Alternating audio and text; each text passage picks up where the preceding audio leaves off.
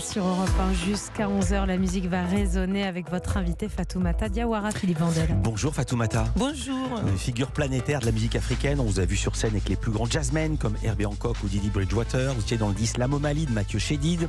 Vous êtes chanteuse, nommée pour votre dernier album, avant-dernier maintenant, aux Grammy Awards, et également comédienne. Je vais parler du film Timbuktu, mais pas seulement. Et votre actualité, c'est donc votre dernier album. Il s'appelle London Co. Il y a une tournée mondiale qui se prépare. Je montre le vinyle de London Co. Vous pouvez nous voir sur europe1.fr. On vient d'entendre le titre Massaden en duo avec M.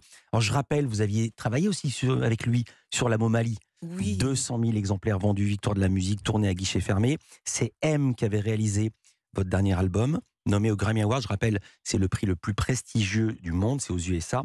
Et cette fois-ci, pour ce nouvel album, London Co., vous avez travaillé avec pas n'importe qui, Damon Albarn, c'est le fondateur de Blur, qui est maintenant dans Gorillaz. Là encore, cet album a une histoire. Comment c'est né ce projet ? Il est né parce que avec Damon, nous avons une grande histoire. Ça fait plus de 11 ou 12 ans qu'on travaille ensemble. Et il a toujours rêvé de réaliser un album pour moi. Et là, il avait un projet au théâtre de Châtelet, le vol du Boli. Abdraman Sissako et Damon devaient mettre en place un opéra africain. Et naturellement, ils se sont dirigés vers la culture malienne, la musique malienne, pour pouvoir associer la musique contemporaine et une musique traditionnelle africaine. Donc naturellement, les Kora, les Ngoni du Mali les ont bien intéressés. Donc il y avait le Mali qui était au cœur de cette rencontre. Donc ils ont exigé à ce que je sois sur ce projet. Et ça a duré 2 ans quand même. Et pendant ce temps, Damon il a dit c'est le moment. Et du coup, pendant l'opéra à Châtelet, on allait au studio et puis on travaillait. Et cette chanson Serra est arrivée. Et du coup, ça a été le déclic, quoi. On a dit l'album est prêt, on y va. Nsera, qu'on vient d'entendre, vous aviez déjà travaillé avec Damon Albarn sur le titre Désolé. Oui, avec Gorillaz. L'album s'appelle London Co, ça ne veut pas dire London Ko. Non, c'est London Bamako. London Bamako, et c'est Damon qui a trouvé le nom, parce que quand on a pu trouver cette chanson Serra qui était assez à la fois malienne, la chanson, et un peu à la fois à la Damon. Et du coup, il était tellement content. Il me dit, ça fait longtemps que je cherchais ce lien, parce qu'avec toi, je peux tout faire. Il a senti une liberté avec moi. Mathieu, il dit la même chose. Il dit, avec toi, on peut tout faire. On n'a pas besoin d'être frustré, de suivre cet héritage malien. On peut se laisser aller. Alors, avec vous savez toi. Quoi je suis très content de l'expression que vous venez d'employer, parce que je ne sais pas comment résumer ça. C'est un peu malien, Oui. et un peu like Damon. Oui. On va entendre un extrait, et je ne l'avais jamais entendu chanter comme ça. Donc c'est grâce à vous. La chanson s'appelle Nsera. C'est Damon Albarn et surtout Fatoumata Diawara.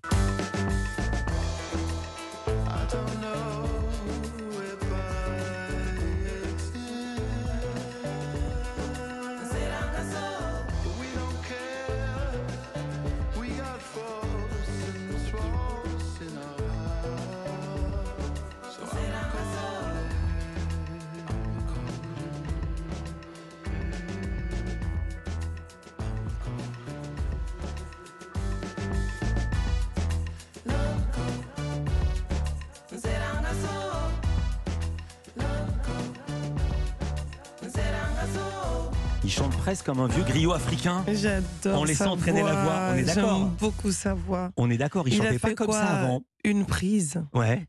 Je lui ai dit, chante avec moi. Il dit, OK, let's go. On était censé composer la musique et voilà, ma voix était déjà prise et tout. Et à la fin, je lui ai dit, vas-y, chante une partie. Il s'est assis, il a fait une prise. Et on a dit c'était bien et c'était bon. Jusque-là, c'est un génie. J'allais justement vous demander comment vous avez travaillé ensemble, parce que souvent il y en a un qui compose et l'autre qui écrit les textes. Les textes, ils sont de vous, évidemment. C'est tellement personnel. Ça raconte tellement d'histoires de vous-même et de l'Afrique. Il n'allait pas l'écrire à votre place, l'histoire du Mali. Mais en revanche, quand il y a 2 compositeurs, parfois c'est la baston. Qui a composé ? Non, moi je compose tout. Toutes mes chansons, parce qu'il y a l'envie de quand même garder une identité et aussi un style. Parce qu'il y a beaucoup la musique africaine en ce moment part dans beaucoup de directions. C'est assez pop et c'est assez contemporaine. Et j'ai envie de quand même qu'on puisse reconnaître du Fatoumata Diawara parmi de Burna Boy et Wizkid ou Yemi Alade. C'est un style moderne, mais avec une autre vision. Donc pour cela, je compose 200% mes chansons. Et il y a du fond, il y a du sens. Heureusement qu'il y a les traductions, parce que non, moi je parle pas le Bambara. Mais je sais que dans cette chanson, Nsera, vous chantez le Mali, vous dites « J'ai fait un voyage de retour dans mon pays, le Mali en Afrique, j'ai été accueilli avec des cris de joie. » Et alors, quand on entend ça comme ça, c'est un peu nostalgique, mais surtout très joyeux. Mais quand on voit le clip, il y a des images qui jurent par rapport au texte, parce qu'il y a des images dures. Parce que le Mali, ça rigole pas tous les jours. C'est vrai. On voit des images de villages pillés, on voit du sang qui coule sur un ballon de foot, il y a un enfant qui jette une kalachnikov dans un lac. Qu'est-ce que vous vouliez montrer avec ces images de ce clip? Et en même temps, je dois dire qu'en même temps, le clip montre ça et il est très joyeux, très coloré, tout en même temps. Moi, j'aime les couleurs. J'aime bien chanter mes problèmes. J'aime bien apporter de la lumière dans tout ce qui est obscur. Et ma musique reflète ça, mes clips reflètent ça. La lumière dans un monde... L'Afrique paraît quand même... c'est un continent assez jugé et pas compris.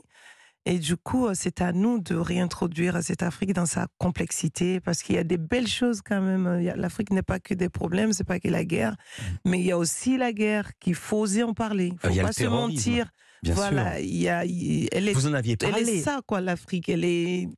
Il y a des bonnes choses, comme il y a aussi des choses pas assez gaies, quoi. Donc, sa complexité.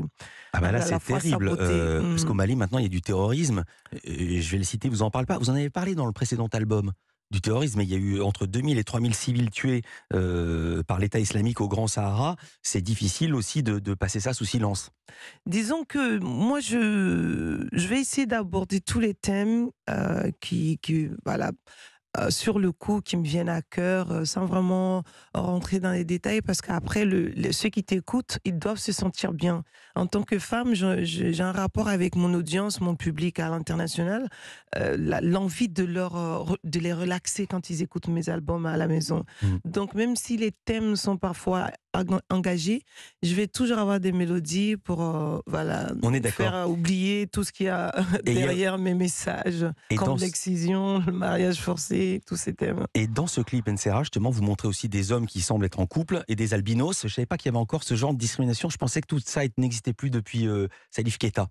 Ça existe encore, mais surtout la cause des albinos. J'étais tellement contente qu'il y ait un albinos dans ce clip, parce que je vais commencer à m'engager pour eux, soutenir Salifou pour les aider, parce qu'il y a encore beaucoup d'injustices envers ces personnes. Donc, dans le clip, il était important qu'il soit là et que... Voilà. Je voudrais qu'on entende encore des duos, même si tout l'album n'est pas fait de duo. Il y en a beaucoup. Il y a un son qui m'a beaucoup plu. C'est le titre. Je sais pas le prononcer. C'est avec Angie Stone. Comment vous prononcez? Mogoquin. Voilà. On va entendre quelques notes. C'est le couplet d'Angie Stone et vous la rejoignez, Fatoumata Diawara.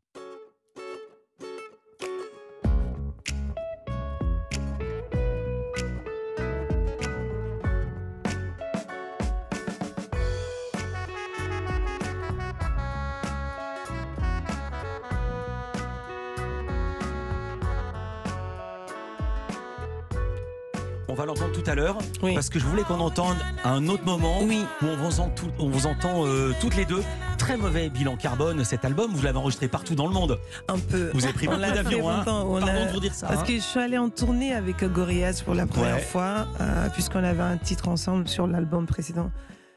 Pendant la tournée, on s'est lâché, quoi. Même le clip avec Damon, ça s'est fait à Los Angeles. Donc Jérémy Hébert a retrouvé le bon passage. Angie Stone, rejointe par Fatoumata Diawara.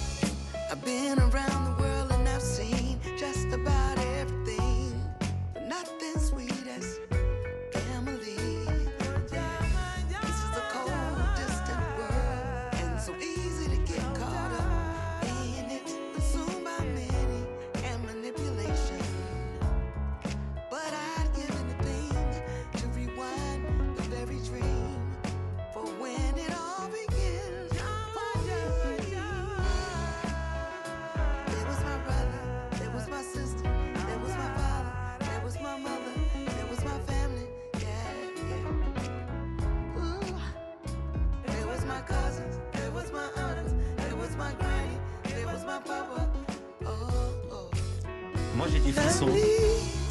Vous pouvez chanter, hein, c'est votre chanson.